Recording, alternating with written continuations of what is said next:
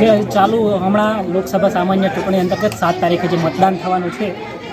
એના જે ગયા વખતે જે લોકસભાની અંદર મતદાન થયું હતું તેની અંદર 50%થી ઓછું મતદાન થયું હોય અથવા મહિલાઓમાં ઓછું મતદાન થયું હોય તેવા બૂથોને ખાસ કેન્દ્રમાં લઈ અને તેની અંદર મતદાન વધુ થાય તે માટે મતદાન જાગૃતિ માટે ચુનાવ પાઠશાળાઓનું આયોજન કરવામાં આવેલું છે, જેના અંતર્ગત આજે ખારી ગામે આપણે ચુનાવ પાઠશાળા અંતર્ગત